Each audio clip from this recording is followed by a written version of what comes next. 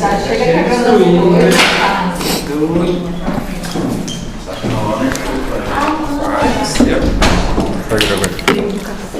Vai demorar pra você chegar mais antes, que esse pessoal muito frio.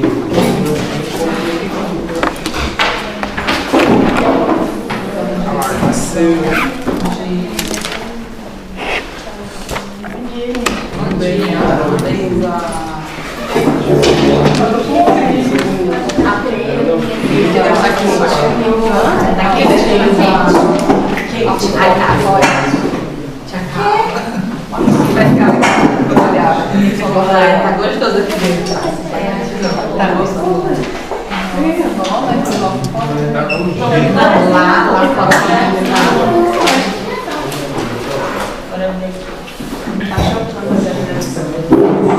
Eu acho que é assim. Açúcar da redução da pressão. Redução da pressão. Aí será que eu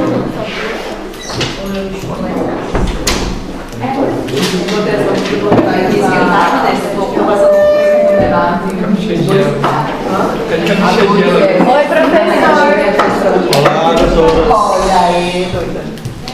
Eu? Vou pegar.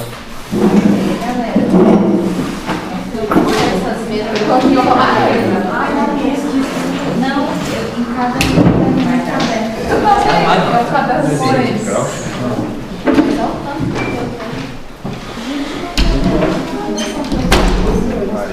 meu amigo. Bom dia, Davi, tudo bem? Bom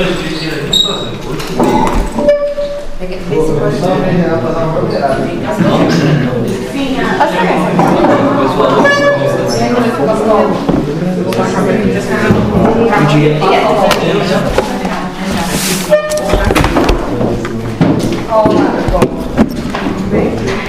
O que é isso aí? De aplicação, né? Tem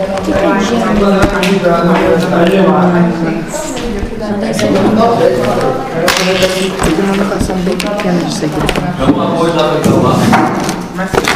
No slide desse.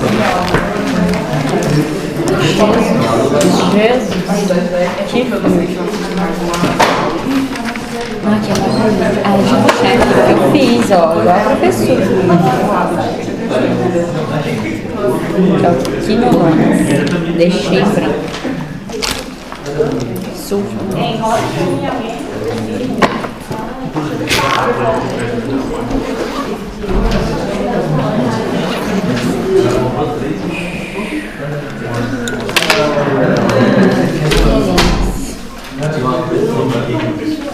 Não, eu falo.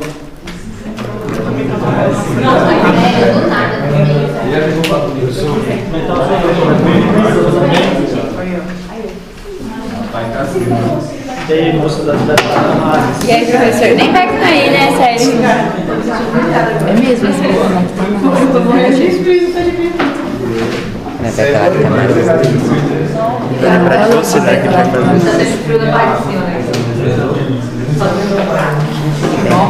Gente, eu vi isso daí só muita coisa. Não vai comer isso não. Eu acho que só saber se o medicamento é sensível ou não.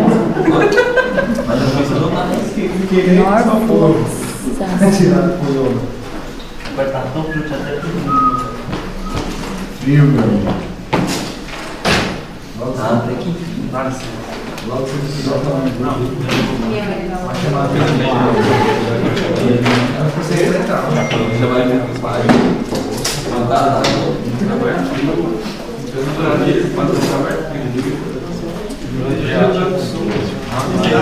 As bactérias precisam de ácido fólico para sobreviver. Dessulfonamida, elas bloqueiam. O da sulfonamida. Aqui não é da DNA girase. Topoimerase, 4 Se é gram positivo, bloqueia 2, né? Negativo é 4, que aí aqueles que falam importante na de químicas. já pega. Depois ele baixa se for das outras. Intervenção. Indicação. Professor, esses pontos aí é das quinolanas? Ou é de todas? Tudo que eu colocar aqui. Aqui a gente fechou as quinolonas aqui. Ah, tá. Nada pesado.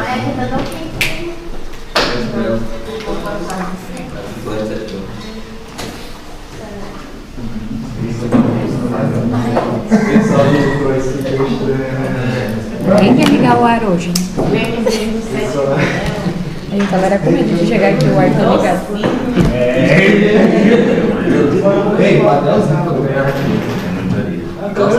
O Badel com você.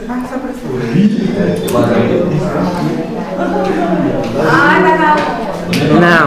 É não, tá doido? Ai, vamos ligar o ar, gente.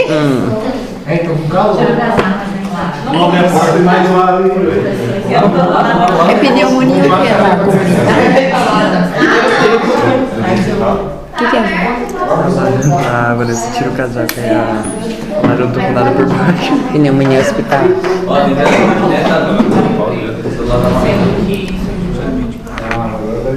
Fecha essa janela, gente.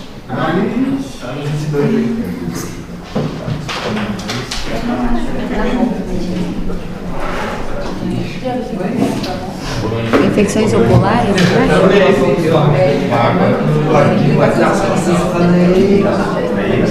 É.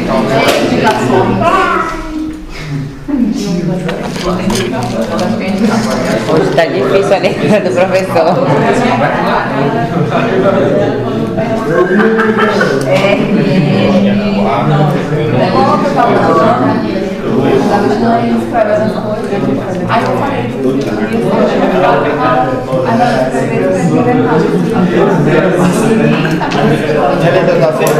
Tá, professor.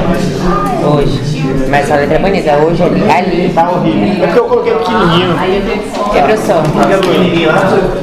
É o que eu diminuí pra dar no quadro, mas eu vou ler pra vocês, tá? Pra poder contemplar. Eu não estudei isso. Aqui eu coloquei assim, alguns pontos. Trimetropina. tem em algum lugar, trimetropina. Aqui eu coloquei alguns pontos Peraí que eu vou- importantes, né? A indicação clínica, aí fecha aqui em cima das quinolonas. Infecção do trato urinário, itu, DST, exemplo, gonorreia. Gonococo a gente pode tratar com ciprofloxacina. Pneumonia hospitalar, com levofloxacina. Infecções oculares, com cipro, tá? Mas depois eu vou explicar certinho, só para... aqui embaixo das sulfonamidas. Infecção do trato urinário, as enterocolites, exemplo, salmonelose, shigellose, infecções por Escherichia coli enteropatogênica. Algumas observações. Administrar antes das refeições, a presença de alimento impede a absorção das sulfonamidas, né, principalmente leite, né, promove quelato nas sulfonamidas. E as sulfonamidas têm alta afinidade pelas proteínas plasmáticas, então ela gera muita interação. Muita interação com outros medicamentos, exemplo, sulfonamidas mais AINE, sulfonamidas mais pacientes utilizando varfarina, pacientes utilizando fenitoína, né, promove interação. Aí não são alguns pontos, mas copiem aí que eu tirei foto para explicar para vocês um pouquinho sobre esses.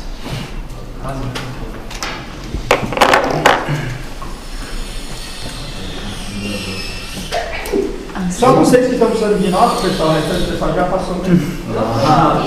Ali é sulfonamidas. O que é isso? Pela primeira vez na Não, lá de vermelho, o último asterisco. A sulfonamida Possuem alta afinidade. Afinidade pelas proteínas plasmáticas. Demonstra que eu tenho uma turma especial enorme ano que vem. Ei, tira, gente, pela santa misericórdia do Senhor Jesus, hein? Porque eu vou Eu bem. não quero te ver, só nos corredores mesmo, tá? Bate aqui. Não, você vai lá. Aí, só para o corredor mesmo, só para dar um bom dia, boa tarde. Quando tiver um churrasco do quarto ano, me chamar. A gente vai chamar, hein? Isso faz parte também, né? Eu acho que o senhor tem que olhar com carinho para todas as carinhas que estão aqui. Sempre. É verdade. Principalmente o Diego, rindo na aula toda. O Diego,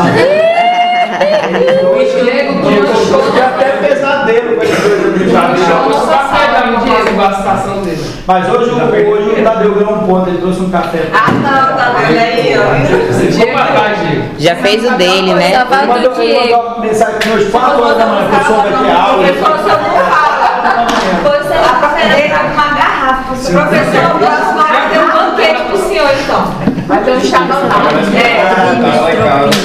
Então, Amiga, eu não estudei isso. eu lembro dele falando isso, mas eu não lembro.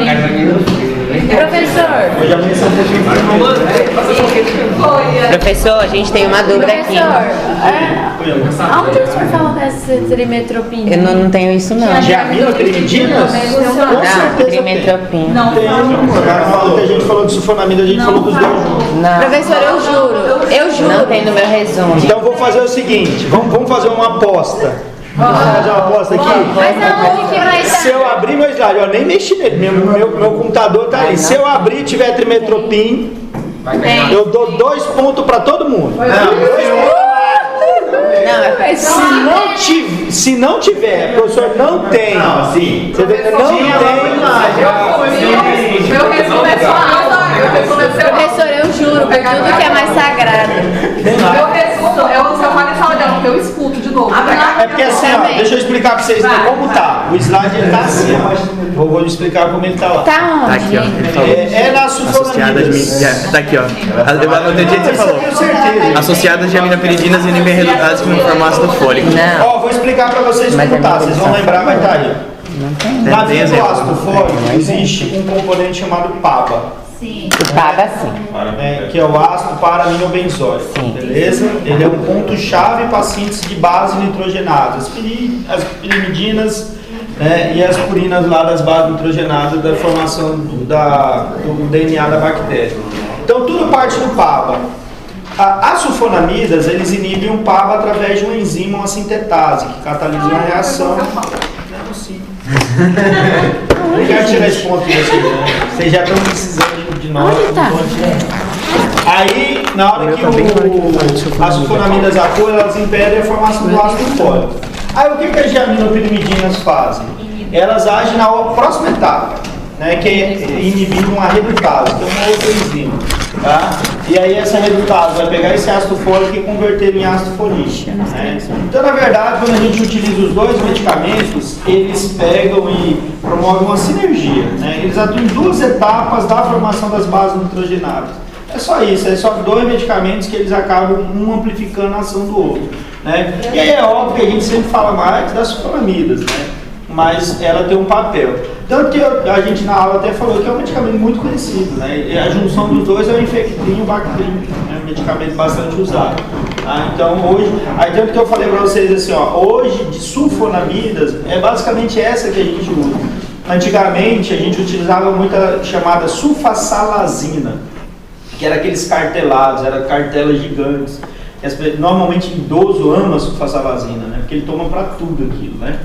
E aí ele comprava aquelas cartelas que eram um antibiótico extremamente barato, uma cartela gigante custa lá 3, 4 reais, e o cara danava de tomar aqueles antibióticos. Hoje, e era MIP, não tinha tarja, não vinha nem caixa, pessoal, vinha em cartela, vinha uma caixa grandona e o cara saía vendendo cartela, cartelado, né? Hoje não tem mais, né? Então hoje vem assim, o Infectrin, o Bactrim, né, com a junção dos dois, tá?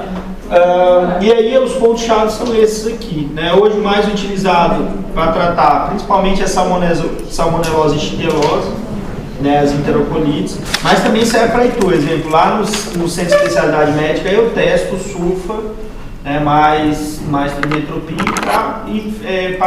como painel de infecção urinária. Eu acho ainda interessante utilizar porque é um medicamento barato, acessível. Pode falar, doutora. Também pode ser utilizado, também, igual a cipro também pode ser utilizado. Mas vamos lá, vou explicar todos aqui, tá? Então vamos lá, então nós começamos nossa revisão pela parte de antibiótico terapia, falando desde a parte microbiológica, resistência bacteriana, e aí começamos a adentrar as classes. Estamos tentando pincelar aqui aquilo que a gente acha mais importante, lembrando que é uma revisão, acaba ficando alguma coisa pelo caminho, mas pelo menos o mais importante a gente vai vendo. Aí nós falamos sobre antibióticos que atuam sobre a parede, igual o homem está batendo na parede, atrapalhando a gente ali, né? Então os antibióticos de parede, nós temos lá os beta-lactâmicos, que são os principais, né? Os beta-lactâmicos. Sim. E dentro dos beta-lactâmicos nós temos lá cefalosporinas, penicilinas, carbapenêmicos. Sim. Os monobactâmicos nós não vimos. Então, se você quiser pegar, olhar, show de bola. Você vai estudar que você vai usar para sua vida. Só que a gente não viu monobactâmicos, tá? Exemplo, azetreonan, né, que é um monobactêrico conhecido. Nós não entramos nessa parte. Depois, ainda dentro dos antibióticos de parede, a gente viu os glicopeptídeos, né? E aí saímos dos antibióticos de parede e fomos falar de síntese proteica.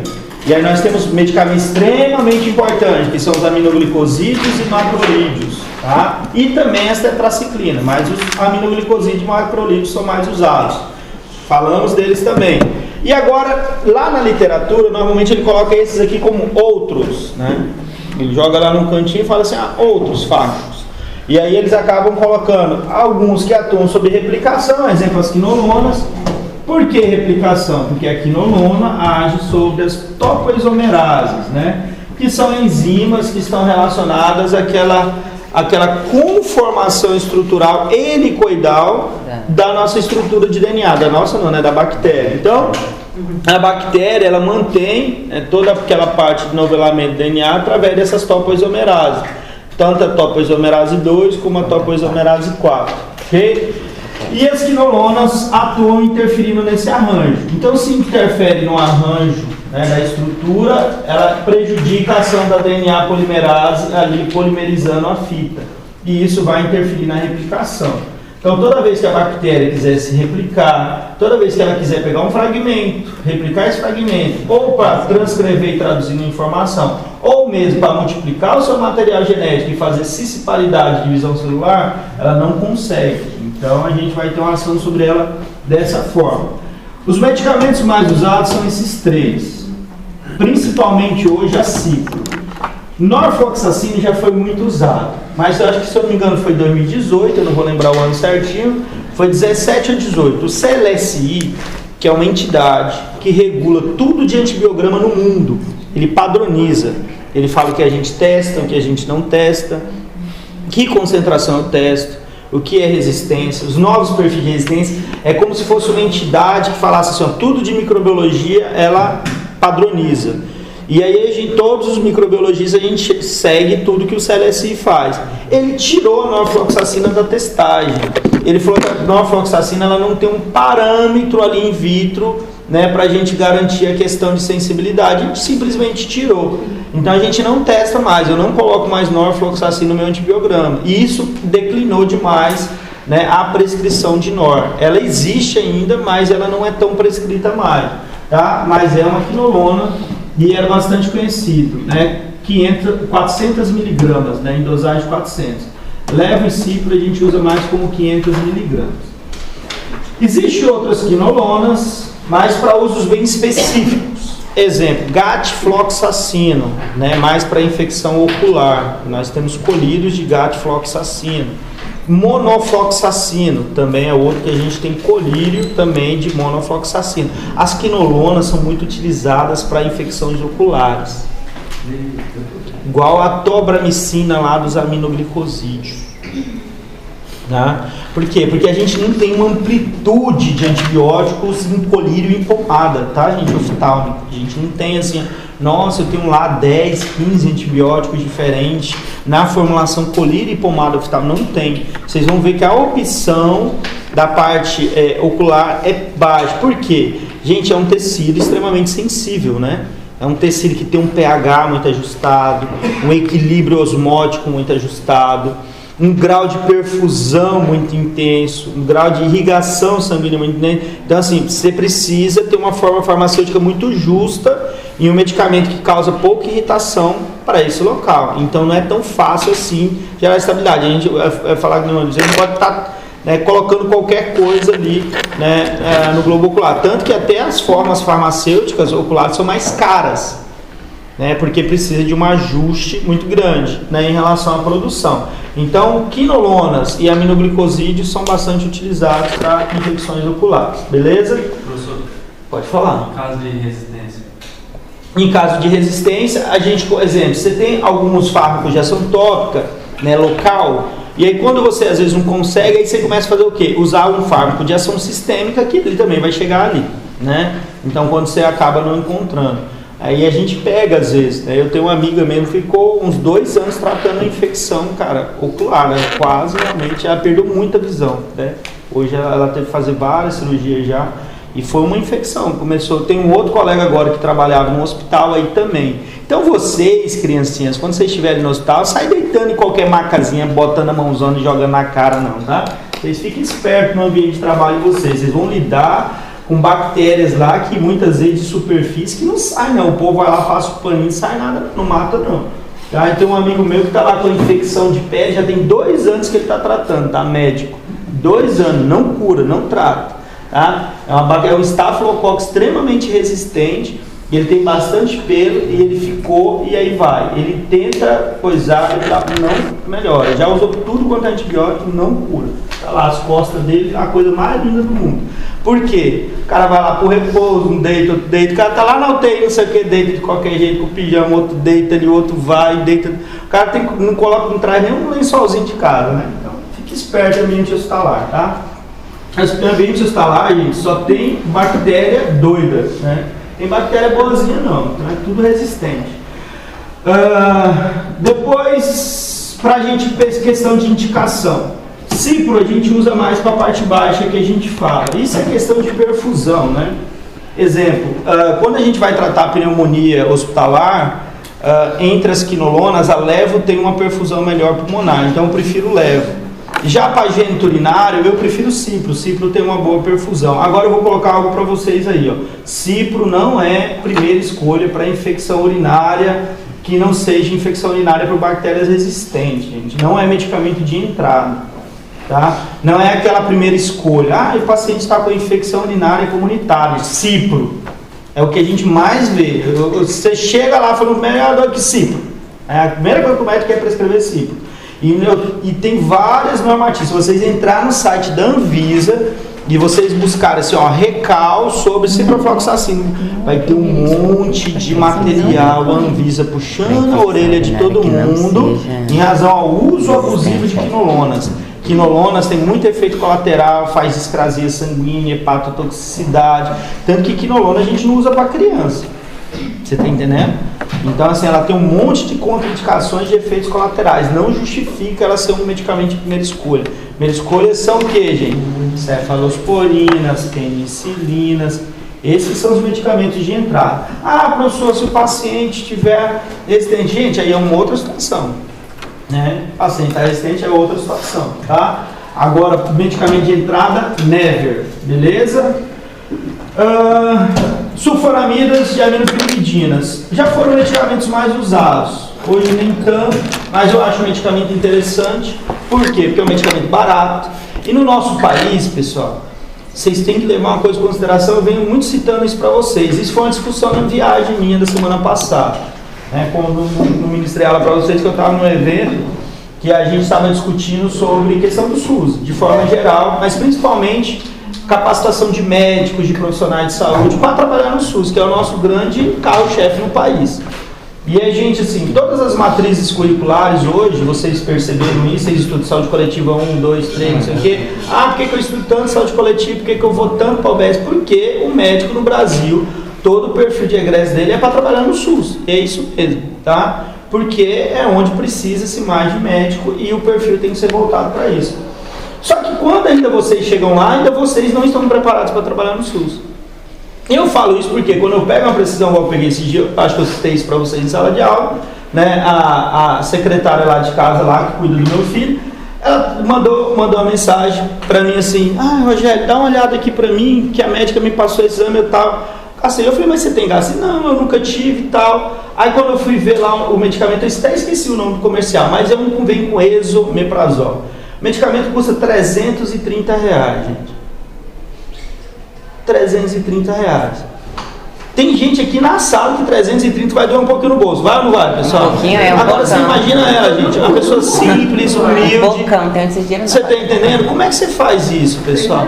Cara, ela não tem nenhum uso primário de gastrite. Ela nunca usou medicamento.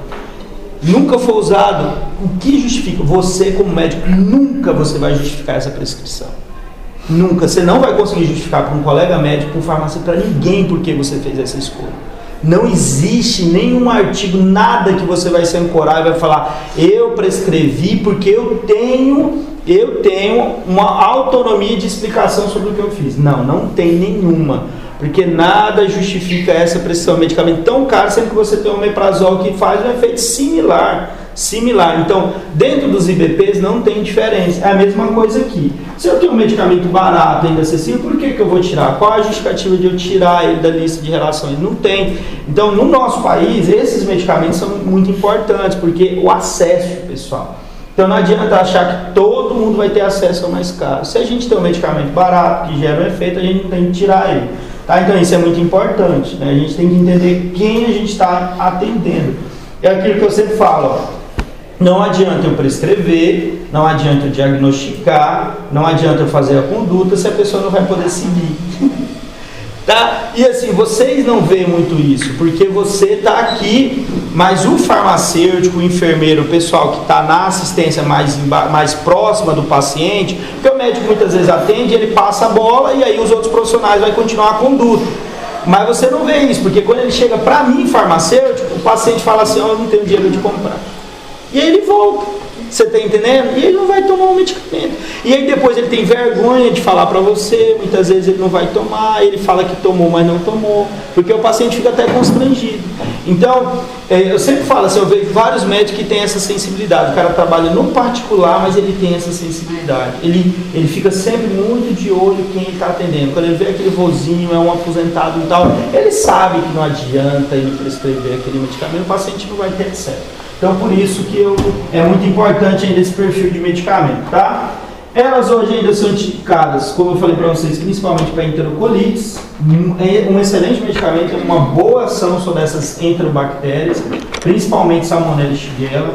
É uma excelente opção. A gente tem outras, cefalosporinas, as próprias quinolonas pode ser, cipro consegue pegar também enterobactérias, mas as sulfonamidas são muito boas. E infecção do trato urinário.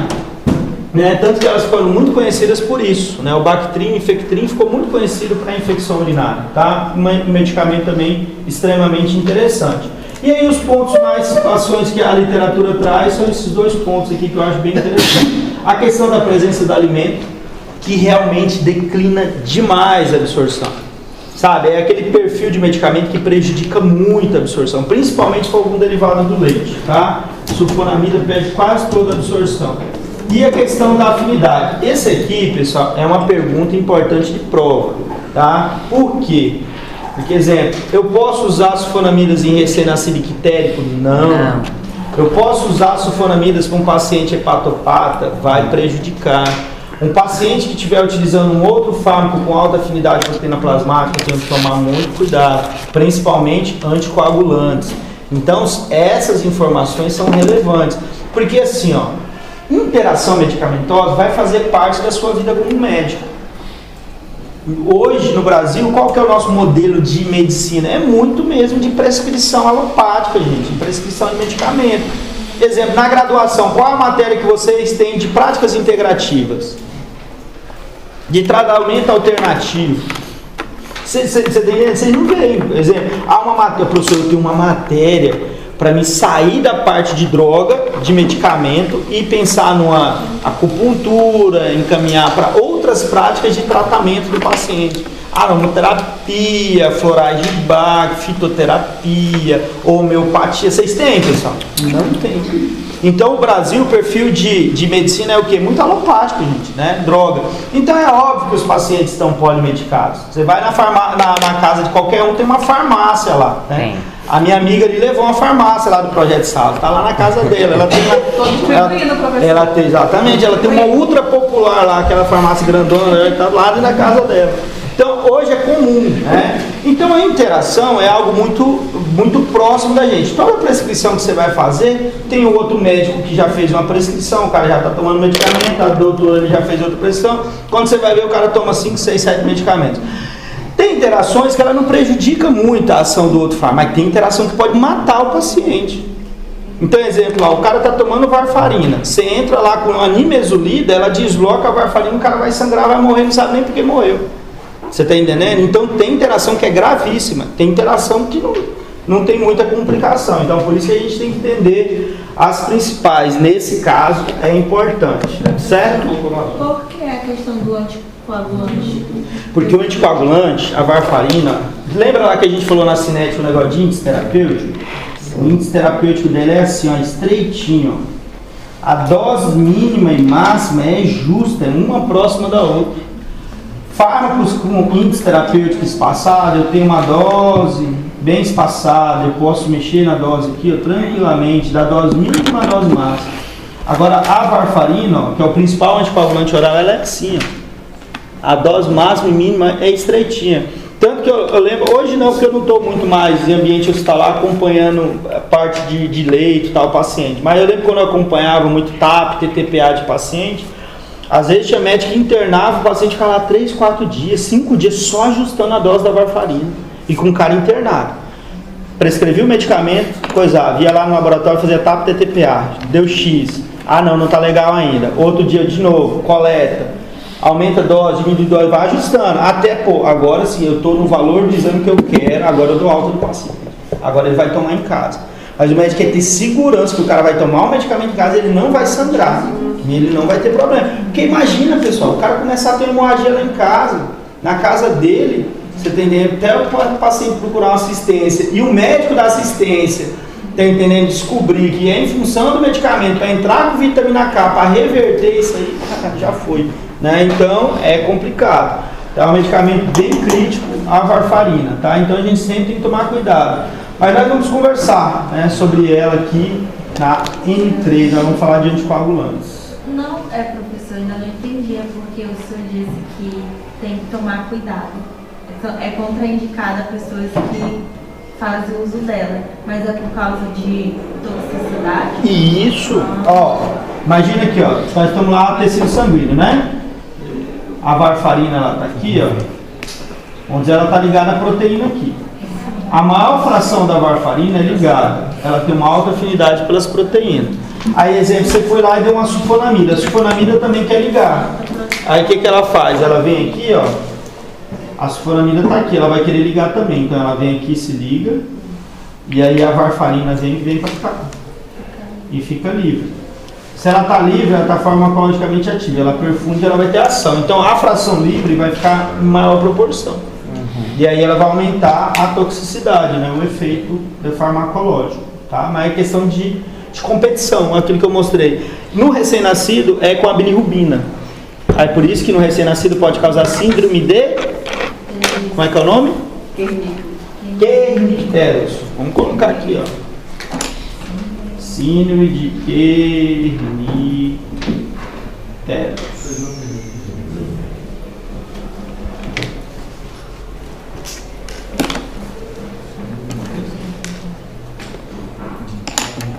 Fechamos? Posso pagar? Professor, eu tenho uma dúvida rapidinho também. É na questão da esquinolona, como ela vai interferir na replicação, aí eu não entendo porque que ela é antibactericida e não antibacteriostática. Quando a bactéria ela não consegue replicar no DNA, ela fica frágil? Você tem que pensar assim, ó. Tudo que a gente vai, por exemplo, tudo que eu vou produzir para o metabolismo, seja nosso, né, células eucariontes, ou para a bactéria, principalmente que é uma célula que é unicelular, né, um ser unicelular, eu preciso replicar, transcrever, traduzir para o meu próprio metabolismo. Então não é só para me se dividir, você está entendendo? Imagina, ó, a bactéria ela precisa de uma enzima que é importante no seu próprio metabolismo. Essa enzima vai vir de onde? Lá na matéria genética. Então ela precisa replicar uma informação. A bilirrubina vai ser deslocada das proteínas plasmáticas para traduzir essa enzima e aí ela fazer parte do seu metabolismo. Exato, os próprios nutrientes dela.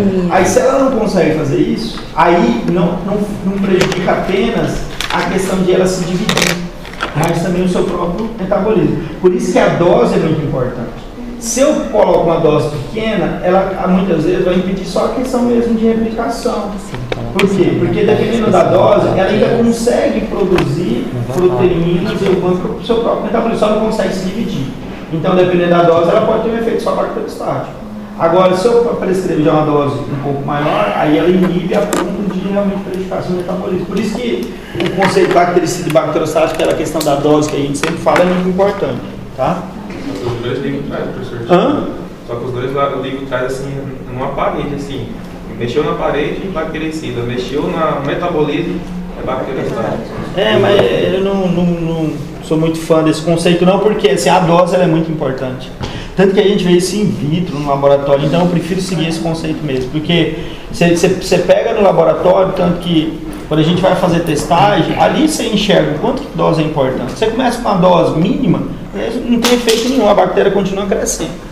Quando você aumenta a dose, e ainda dentro da dose posológica, aí você vê o efeito do medicamento. Então você vê o quanto que a dose é importante para tudo. Tanto para eficácia, tanto para gerar efeito bactericida ou bacteriostático. E até quando a gente olha, porque hoje o bom que os equipamentos hoje dão aqueles gráficos de logaritmos, né? Então mostra tudinho, o crescimento, quando está havendo declínio de não crescimento. Então a gente consegue verificar isso tudo muito tranquilo. Acho também que o risco de benefício, professor, tipo, mata bactéria, pode lesar algum órgão, assim, pode lesar alguma coisa? Tem. Como assim você está falando? A dose máxima? Tem. Isso, toda vez, qualquer medicamento, é óbvio que uns mais, outros menos sempre, Então, mas qualquer medicamento, quando você sai de uma dose mínima, toda vez que você começa a chegar próximo da dose máxima, a probabilidade de toxicidade é maior. Né? E eu não sei se vocês veem na toxicologia, né? Que a toxicologia é justamente isso. A farmaco da toxicologia é só dose que muda. Você está entendendo? Então, exemplo, assim, qual é a diferença da farmacologia e da toxicologia? Só questão de dose. Quer dizer, quando eu estou falando assim de superdosagem, já não é mais farmacologia, é toxicologia. Entendeu? Então, toda vez que você começa, você nem passou, mas você começa a se aproximar da dose máxima aqui, isso já aumenta a toxicidade, é fato, né? E aí por isso que quando você tem um espaço maior entre a dose mínima e a dose máxima, isso é tudo que o médico quer. Você quer segurança, né? Você sabe que você pode mexer ali na dosagem sem causar maiores problemas. Quando você tem medicamentos que aí é restrito, por exemplo, a digoxina, a varfarina, medicamentos que essa dose é mais justa, é um maior problema. Isso é até anestésico. Por que muitas vezes o médico está lá fazendo manutenção de uma anestesia e ele tem um anestésico geral, muitas vezes parenteral, que está sendo infundido, mas ele também está lá com anestésico inalatório? Porque com o inalatório ele consegue diminuir a dose do outro. Que mantém. E aí o inalatório ele consegue manter melhor. E o inalatório, assim que ele retira, ele já começa a ter uma compensação de retorno do paciente. Então aquilo ali é segurança que você tem. Você está entendendo? Porque o que é o ideal de uma anestesia? Indução rápida e retorno rápido. Sem efeito de ressaca. É tudo que você quer. Então, tudo que você busca essa comodidade é tudo que o médico quer, né? Independente de qual tipo de medicamento. Dúvidas? Alguma pergunta sobre antibiótico, pessoal? Fechamos? Ai, meu Deus, graças a Deus. Graças ao Senhor, né? Meu Deus, professor. Meu Deus, professor. Meu Deus. Meu Deus. É o que eu preciso.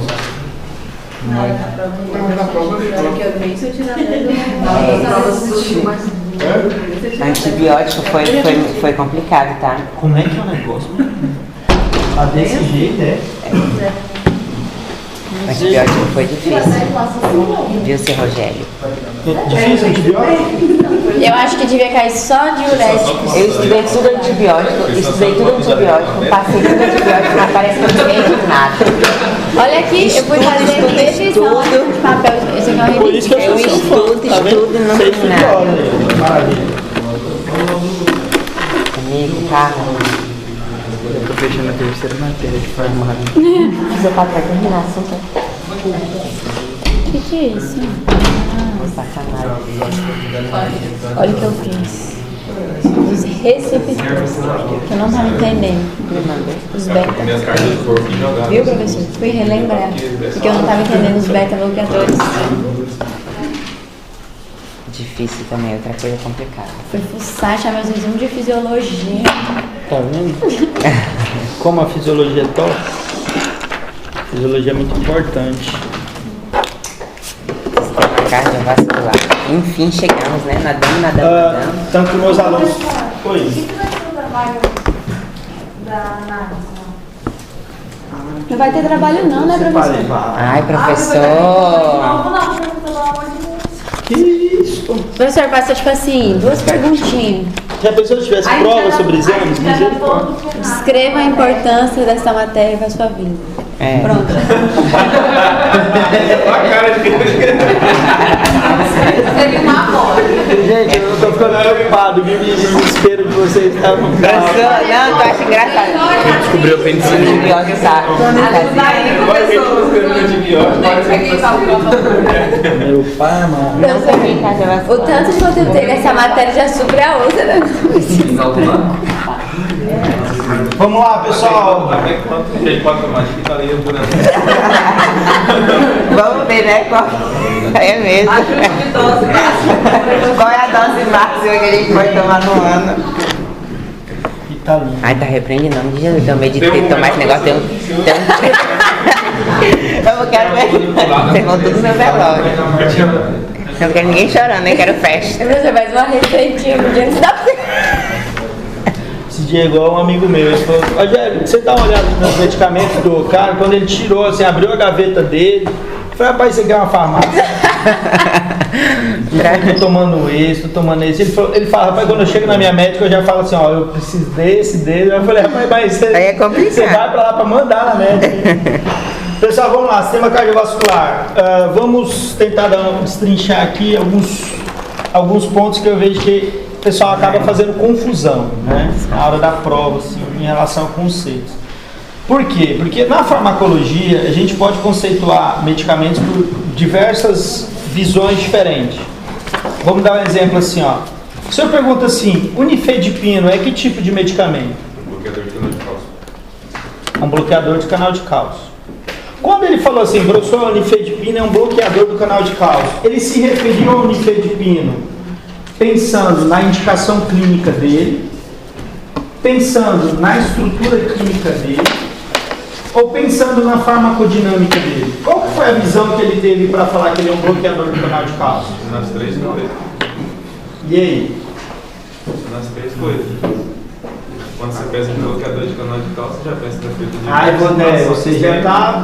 Mas direto, quando você fala bloqueador de canal de cálcio, quando a gente fragmenta isso na farmacologia, bloquear canal de cálcio não é questão farmacodinâmica? Não é mecanismo de ação? Sim. Agora assim, ó, vamos dar um exemplo assim, ó, se ele falasse assim, ó, se eu perguntar, nifedipino faz parte do quê? Se ele falasse para mim assim, professor, nifedipino é um vasodilatador, ele teria errado o conceito? Não. Não, ele só teria olhado de outro ângulo. Ele estava olhando de acordo com a resposta que o medicamento traz, né? E a indicação clínica que ele tem uma indicação clínica quando eu quero promover vasodilatação. Se ele tivesse falado assim, professor, nifedipina é uma dihidropiridina, ele teria errado? Não, ele olhou por uma outra vertente, que ele estava olhando para a estrutura química do medicamento. E ele me falou que ele pertence à classe das dihidropiridinas. Está dentro dos antagonistas canais de cálcio, mas ele é uma dihidropiridina. Então, aí o que acontece? Vamos lá. O cara começa a ler, e aí quando ele vê, tá lá assim, ó, antagonistas dos canais de cálcio, aí ele estuda. Aí vai lá nos antiarrítmicos, e aí lá nos antiarrítmicos, tá lá de novo, antagonista do canal de cálcio. Só que para ser antiarrítmico, não é todos os antagonistas do canal de cálcio.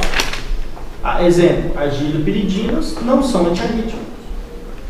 Então, depende o que você está estudando, às vezes volta aquela classe e ela retorna lá para ter noção. É igual se eu pergunto assim para vocês, vou dar uma pergunta geral. Os beta-bloqueadores, de forma geral, eles são vasodilatadores? Não. Só a terceira geração. Exatamente. Os beta-bloqueadores de terceira geração são vasodilatadores? Sim. Sim, professor, sim. De terceira geração, sim. Beleza, pessoal? Então depende muito do que você está propondo ali, né? Se eu coloco assim, ó, os beta-bloqueadores, eles são contraindicados em paciente asmático? Os beta-bloqueadores todos? Não, só a primeira geração. Só de primeira geração, tá entendendo? Então assim, é isso que eu preciso entender. Não dá para você me pegar e colocar dentro de um pacote e achar que tudo vai ser a mesma coisa. É igual eu coloco assim, ó, de novo uma pergunta, ó. Classifique o atenolol. O atenolol, ele faz parte de que grupo farmacológico? Se eu coloco de forma geral assim, ó, o atenolol, ele faz parte de que grupo farmacológico? Aí ela vem assim e fala para mim, sou dos beta-bloqueadores. Ela está errada? Não, ela está falando, ó, o atenolol, ele é um beta-bloqueador. Aí vem lá o Baldinho e fala assim, professor, o beta-bloqueador, ele é um antiarrítmico. Ele errou? Não. Lá na classificação de Baldwin-Williams, lá na classe 2 dos antiarrítmicos, está lá beta-bloqueadores. Você está entendendo? Então depende qual é o olhar que eu estou tendo ali. Então tomem muito cuidado com isso, gente. Porque na farmacologia não é algo assim, ó. E é matemática, 2 mais 2, 6, né? Não é assim não. Beleza? Então não é matemática. Sou bom em matemática, né, minha? Então assim, não é matemática. Farmacologia é algo bem diferente. Então um único medicamento, se eu vou lá, exemplo, quem tiver com o livro aí, se você for lá no índice remissivo, escolher qualquer nome de medicamento, você vai ver ele num capítulo, lá no outro capítulo perdido, lá no outro capítulo perdido, lá no outro capítulo perdido. Exemplo, você pega o AS está lá nos anti-inflamatórios, né? Ele vai ter ação lá nos analgésicos, aí depois ele está lá na cardiologia como antiplaquetário, você está entendendo? Então é isso, tá? Então só tomem cuidado. Ah, professor, é complexo. É complexo, não tem o que fazer. Tá? Aí a professora, o que eu faço? Você organiza da forma que você acha melhor para a sua compreensão. É isso que você tem que fazer. Você tem que organizar, por exemplo, eu tenho um sistema cardiovascular, dentro do sistema cardiovascular eu tenho antihipertensivo, eu tenho anticoagulantes, eu tenho antiplaquetários, eu tenho drogas fibrinolíticas, eu tenho um monte de drogas, fármacos utilizados para dislipidemia. No sistema cardiovascular nós estamos falando de antihipertensivos. Certo? E dentro dos antihipertensivos nós temos um monte de grupo. E aí você classifica da forma... Ah, professor, eu prefiro classificá-lo de acordo com as suas estruturas. Vou colocar lá beta-bloqueador, vou colocar IECA, BRA, tal. Isso é uma forma. Não, professor, eu vou separar por grandes grupos. Vasodilatadores, fármacos que atuam sob ritmo cardíaco e diurético só. É uma outra forma de classificar. Você só pega 3 grupos. Só que aí depois, como ramificar desses 3, vai ramificar maior. Então, você ramifica grupo a grupo e depois fica menor. Então, você tem a montagem ali tem que ser algo compreensível para você, não é para mim não. Conseguiram entender? Sim. Entendeu, doutor Tadeu? Ficou claro? Então vamos lá, dentro dos vasodilatadores, o que eu tenho que lembrar sempre? A fisiologia que a minha amiguinha está estudando aqui, ó. Certo? Por quê? A gente tem que sempre pensar, caraca, lá na questão vascular, quem tem influência sobre o vaso para promover ou vasoconstrição ou dilatação? Aí eu começo a raciocinar. Meu Deus, quem são moléculas que têm a capacidade de fazer o aumento do tônus dessa musculatura, uma vasoconstrição, ou o relaxamento dessa musculatura, uma vasodilatação? Quem tem influência sobre isso?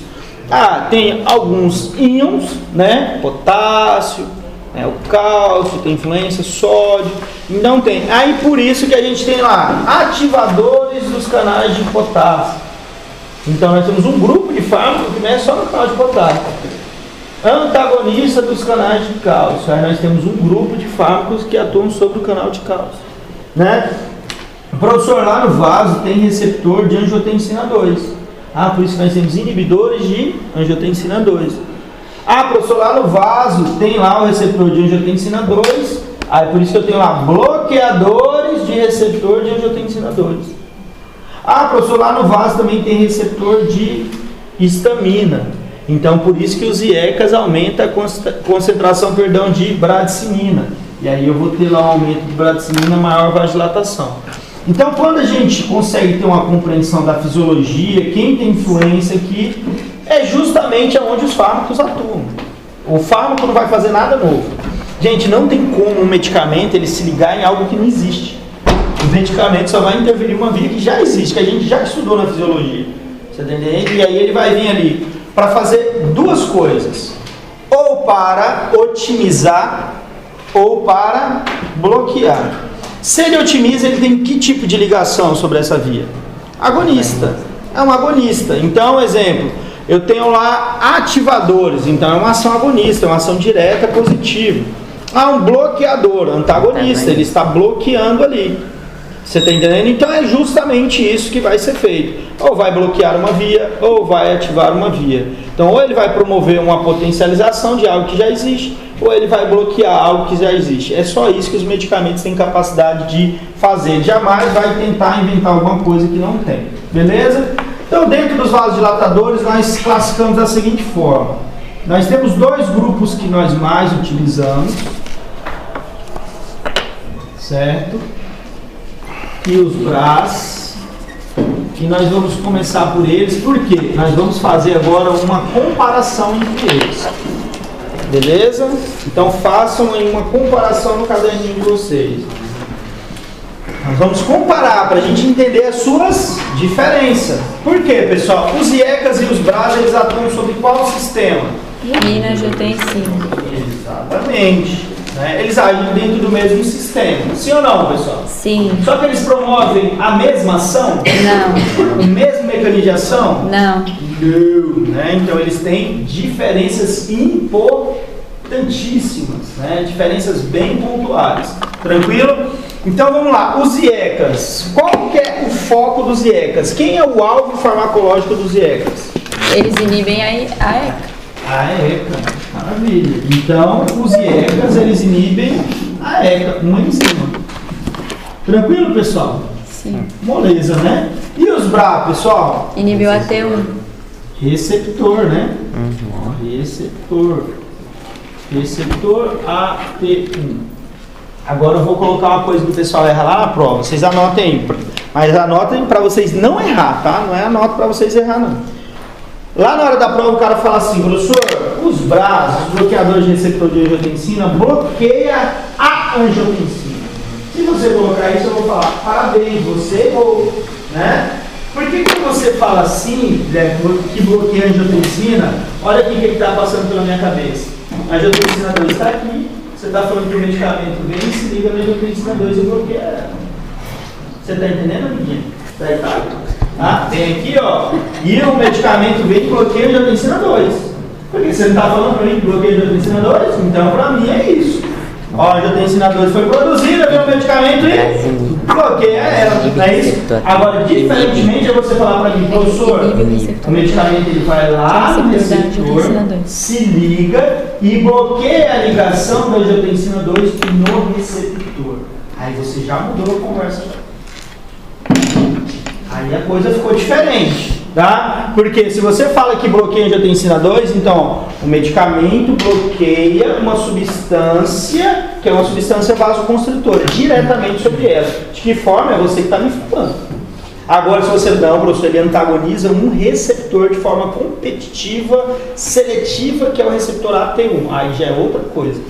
É a mesma coisa que você falar assim para mim, professor, os IECAS, ele bloqueia a angiotensina 1, para não formar a angiotensina 2.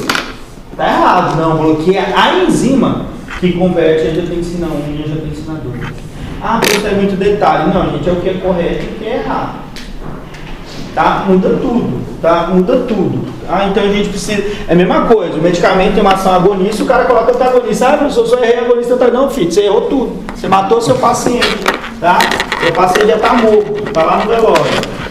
Então, beleza, ó. ECA, enzima, alvo. Aqui já o alvo é um receptor. Então, isso muda bastante para nós, tá? Por quê? Inibe a enzima que forma a angiotensina 2. Esse aqui bloqueia o receptor AT1, que é um receptor de angiotensina 2.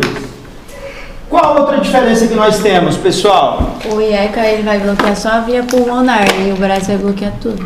Maravilha! Parabéns, amiguinho.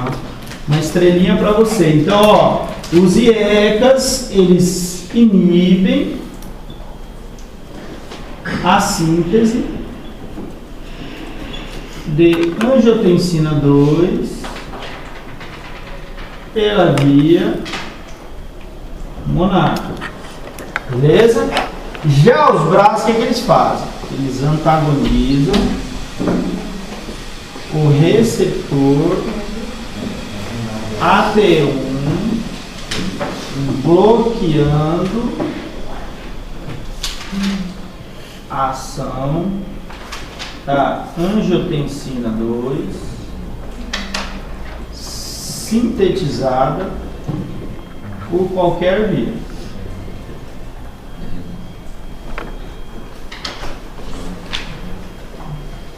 Então, se a gente pega os IECAS, eles vão inibir a síntese de angiotensina 2 pela via pulmonar. Então, na via pulmonar, eles promovem um bloqueio, impede a síntese de angiotensina 2, diminui a síntese dela, menos angiotensina 2 no receptor, eu promovo uma resposta aí de vasodilatação. Quando eu vou ver os BRAs, eles vão fazer o quê? Eles vão promover um antagonismo do receptor AT1, bloqueando a ação da angiotensina 2, que seja sintetizado em qualquer via, se seja via pulmonar ou não via pulmonar. Isso é uma diferença? Também é uma diferença, né?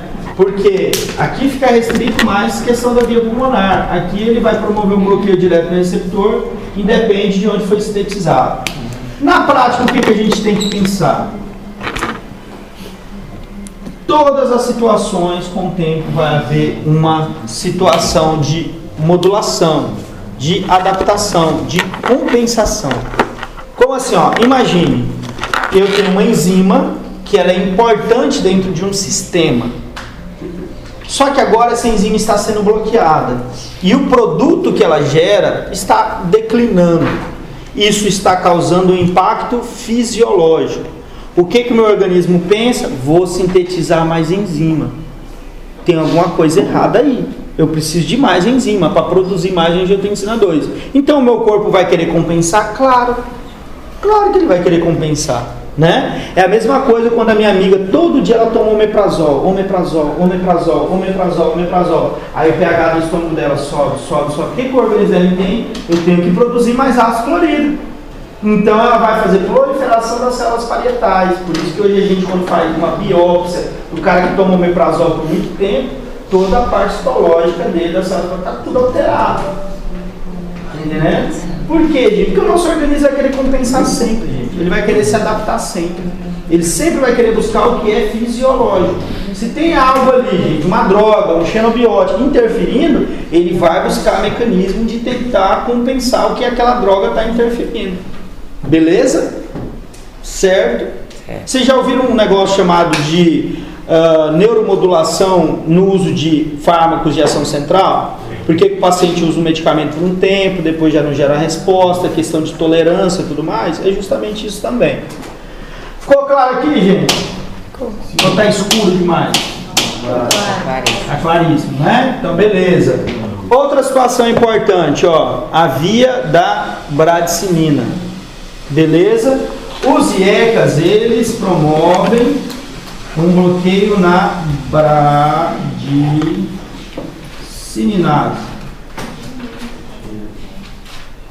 O bloqueio da bradicinase gera o quê? Tosse. Gera acúmulo de bradicina.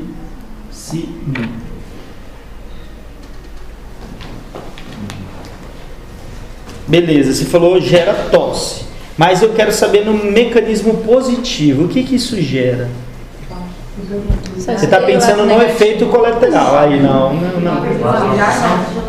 Vasodilatação. A hipersensibilidade é o efeito colateral, é o que a gente não quer, né? Exemplo, você está usando captopril, você quer que seu paciente tenha tosse? Não, você está buscando o captopril para quê? Para promover vasodilatação. Né? Você está utilizando ele para diminuir a resistência vascular periférica. Nós, quando introduzimos esse medicamento, a gente está buscando que o paciente tenha um aumento da hipersensibilidade, acúmulo de bradicinina? Não, né? Não é esse. Só que a bradicinina acumulando, ela aumenta essa capacidade de gerar esse problema de hipersensibilidade? Sim. Mas vamos pensar na questão vascular. O nosso vaso tem receptor de bradicinina? Tem. Então eu tenho lá receptor de bradicinina. A bradicinina, quando se liga nesse receptor, ela faz o quê? Vasodilatação. Então, se eu, Rogério, penso que a bradicinina só é um problema, eu estou pensando farmacologicamente errado. Porque aí eu não estou levando em consideração que essa vasodilatação, ela promove uma sinergia com a vasodilatação que está acontecendo pela diminuição da síntese de angiotensina 2. Porque o captopril, ele age dos dois lados aqui. Lembra naquela imagem que nós colocamos? Eu coloquei uma imagem e ela estava grandona, mostrando todos os alvos de medicamento vasodilatador. E aí depois ela viu um cortezinho assim, bonitinho. E lá do outro lado só tinha os IECAs agindo na via da bradicinina. Não era assim a imagem? Quem tirou foto vai olhar aí no caderno e vai ver. Então o que isso demonstra pra gente? Que ela tem uma ação primária, que é a ação exclusiva dela, que até o nome da classe já está falando, inibidor da enzima conversora de angiotensina. Qual o mecanismo de ação dos IECAs, professor? Eles inibem a enzima conversora de angiotensina. Já está no nome da classe, certo? Só que ele tem essa ação secundária que eu preciso levar em consideração. É a mesma coisa de eu perguntar assim para você lá na prova: qual o mecanismo de ação do nebivolol? Aí você fala: caraca, o nebivolol é um beta-bloqueador. Professor, o nebivolol ele bloqueia os receptores beta-1 e diminuindo a frequência cardíaca da epicardia, consequentemente diminuindo a pressão do paciente. Você lembrou a classe, não lembrou? Beta-bloqueador? Nebivolol não é um beta-bloqueador? A resposta está certa? Não. Porque ele é um vasodilatador também. Se você não falar da parte de vasodilatação, tá faltando coisa. É a mesma coisa você chegar para mim: caraca, o captopril é um IEC, o professor falou que o nome do mecanismo de ação já está aqui. O professor deu essa questão de graça, o professor não quer me ver mais na vida dele. Então é só escrever, vai estar pela metade, né? Eu dou ao meio certo, espera a Deus que você consiga passar, beleza? Agora, se você não, professor, eu quero acertar toda a questão, você vai falar: professor, tem uma ação secundária. Aí você vai falar do acúmulo de bradicinina. Por que isso acontece? Porque a gente tem que pensar assim, ó. No nosso corpo, aí de novo a danada da fisiologia, Tadeu. Nós temos enzimas parecidas, semelhantes, que na bioquímica a gente gosta de chamar de isoenzimas, né? Então nós temos lá as enzimas que são parecidas. Não é parecido, pessoal, esses pincéis?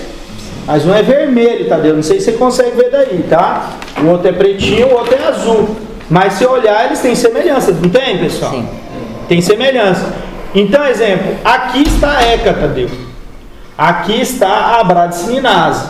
Então, o captopril, quando ele vem, ele não consegue distinguir. Ele bloqueia tanto essa como essa. Você está entendendo? É a mesma coisa quando vocês estudam lá as enzimas de musculatura. Você estuda lá uma enzima chamada CPK. Vocês já estudaram? O que é a CPK? Creatinina fosfoquinase. Eu tenho só uma creatinina fosfoquinase? Não, eu tenho várias creatininas fosfoquinase. Eu tenho a creatinina fosfoquinase no cérebro, que eu chamo de creatinina fosfoquinase BB. Não é do BBB lá do Big Brother não, tá, gente? Aí eu tenho uma creatinina fosfoquinase lá na musculatura esquelética, que eu chamo creatinina fosfoquinase MM. E aí eu tenho uma outra creatinina fosfoquinase lá no coração, que eu chamo creatinina fosfoquinase fração NB. Você está entendendo? Porque se eu falo só creatinina fosfoquinase, eu coloco todo mundo junto.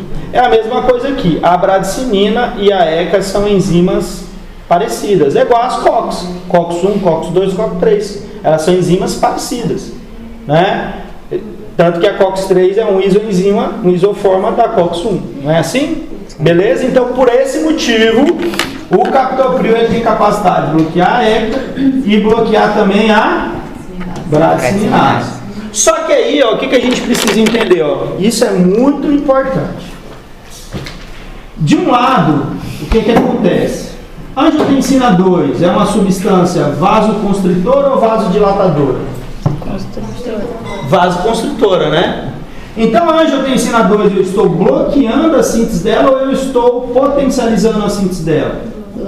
Bloqueando. Beleza, pessoal. Então se eu tenho uma menor quantidade de angiotensina 2, agora eu vou ter aqui uma vasodilatação. Maravilha. Aí eu venho para o outro lado da conversa. Certo? Eu tenho aqui a bradicinina. E eu tenho uma enzima que é a bradicinase que quer degradar essa bradicinina. A bradicinina é uma substância vasodilatadora ou vasoconstritora? Vasodilatadora. O medicamento vem, inibe a bradicinase, ocorre um aumento da concentração de bradicinina, vou ter mais bradicinina se ligando ao seu receptor, também vou promover aqui uma vasodilatação. Maravilha. Vasodilatação, vasodilatação. Quando eu tenho duas ações que elas combinam para o mesmo efeito, a gente chama isso do que, pessoal? Sinergia. Olha que coisa linda. Então eu não posso, voltando para minha amiga beta-lactamase, que achar que esse efeito aqui, gente, é só um efeito colateral. Ah, professor, é só um efeito colateral. Não, é um efeito positivo também, criancinhas.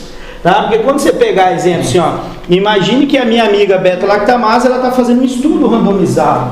Ela está pesquisando e ela quer entender qual realmente é a diferença dos IECAs e dos BRAS. E quando ela olhar o mecanismo de ação, ela vai falar, ah, agora eu entendo, porque eles têm potências diferentes vasodilatadora. Porque não mexe apenas na via da renina, angiotensina, aldosterona. Tem a questão da bradicinina também ali presente. Ficou claro? Ficou. É mais ou menos, né? Não, ficou sim. Pessoal, eu quero assim, tá? Então, por isso, mais uma vez, eu vou falar pra vocês. Cuidado com os vídeos de YouTube, né? E que vocês seguem na vida de vocês. Tem algumas coisas que a gente segue que leva a gente pro Vale da Sombra da Morte. Então...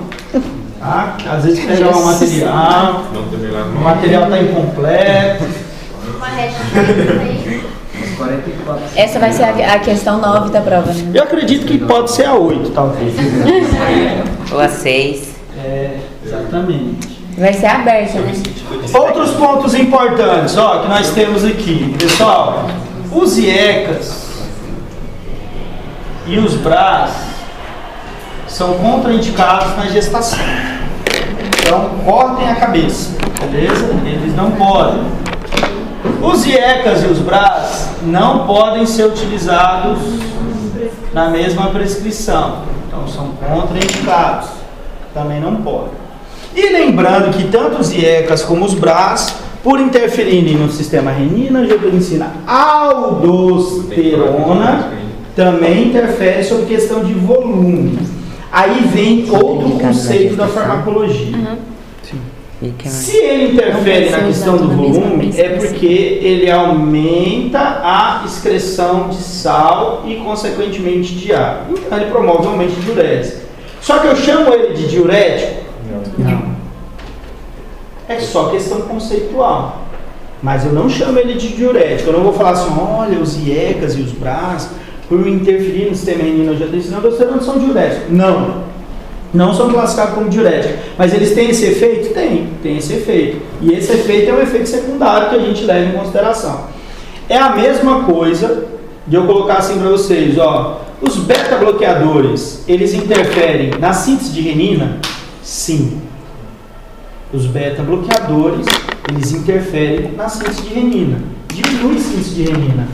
Com isso, diminui a ativação de angiotensinogênio, diminui a produção de angiotensina 1, que diminui a produção de angiotensina 2, que diminui também a síntese de aldosterona. Então, você vê, mexe no sistema inteiro. Mas eu considero os beta-bloqueadores diuréticos? Também não, claro. Também não. Mas esse efeito é gerado em todos os beta-bloqueadores? Sim, em todos os beta-bloqueadores. Estão entendendo, pessoal? Sim. Compreendeu, Baldinho? Mais ou menos? Então, fechou. Maravilha. IECAs e BRAS. Fechado. Vai ser a 8. Vai. Tô confiando nele. Ele gosta da gente, então eu tô sentindo. Tenho certeza que das 9 questões da prova, só uma vai ser de antibiótico. Professor, Oi? minha primeira escolha As outras- Quem faz a gente? Primeira escolha dos dois aqui? dos dois. Dos IECAs e BRAS. Agora essa pergunta foi difícil, hein? Pessoal, essa pergunta eu gosto de fazer sempre para os cardiologistas, né? Eu sempre coloco assim, cara, o que a gente tem? Porque os protocolos, eles não falam, usam um ou outro. Por exemplo, na urgência é IECA, né? Na urgência a gente usa muito captopril. Só que assim, eu vejo que na prática diária eles têm usado muito mais os BRAS, tá? E se você me perguntar, professor, por quê? É só por causa dessa questão da tosse. Tá? Porque não é por potência. Não tem, pelo menos até hoje, eu nunca li nenhum artigo, nenhum dado científico que fale que os BRAS são mais potentes que os IECAs. Não tem, certo? Então não é por questão de potência, é questão de comodidade mesmo. Por exemplo, o médico, ele entra lá com enalapril. E aí o paciente depois volta 2, 3 meses depois e fala que está tendo tosse, que está sentindo desconforto em relação ao medicamento. Ele vai ter que trocar e começar tudo novamente. Aí ele não quer passar por esse problema. Então ele pode entrar com a losartana, com a valsartana, com outro fármaco, tá? Mas não é por questão de potência. Porque se fosse potência, nós já tínhamos tirado o danado do captopril lá da urgência. Beleza? Vamos lá, pessoal. Antagonistas do cálcio. Vamos falar um pouquinho sobre eles aqui. Vamos falar de quem?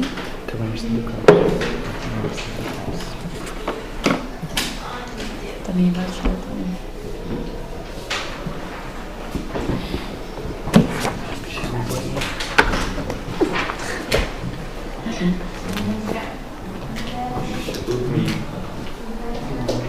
Hidropiridinas.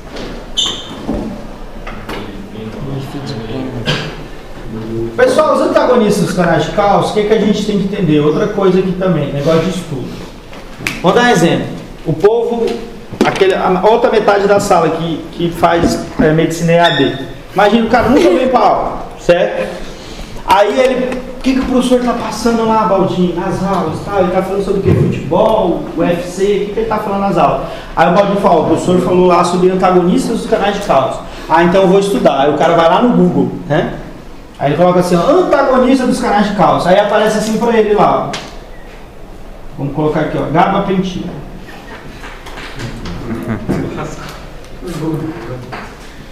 Quem quiser colocar aí, pode colocar no celular aí.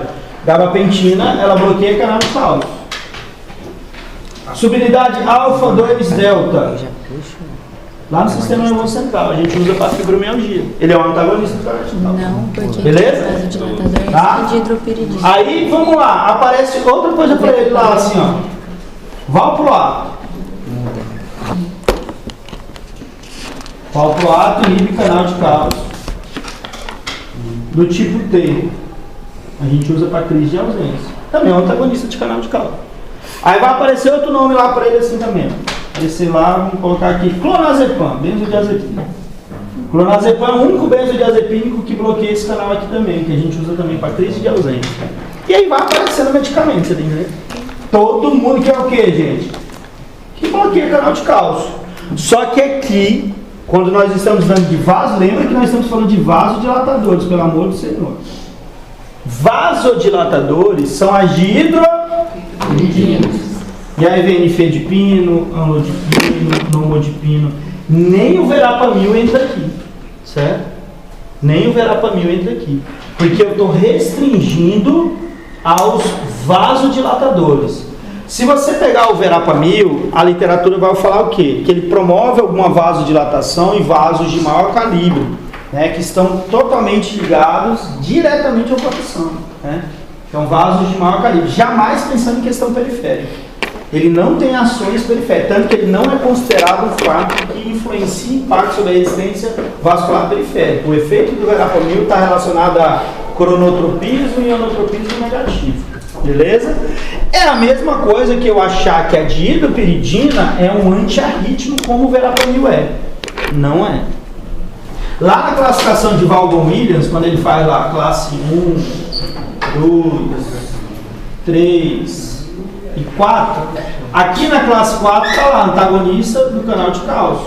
Só que ele deixa bem claro que é o verapamil, podendo abrir por dirtiazem. Mas jamais aqui, jamais entra as hidropiridinas.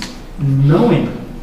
Beleza? Diferente da classe 2, exemplo, beta-bloqueadores. Aqui entra todos os beta-bloqueadores.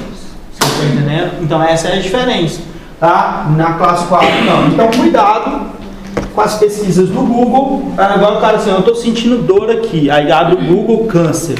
Né? Tá? Cuidado.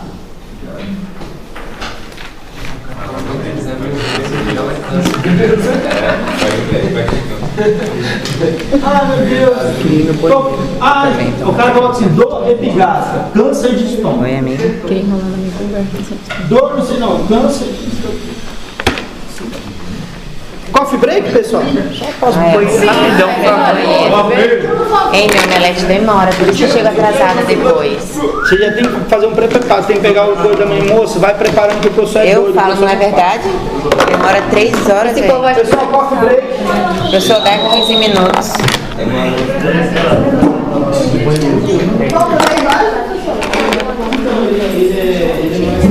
Aí deixa ela vir. Bora lá. Tá. Ai, tirei, sabe?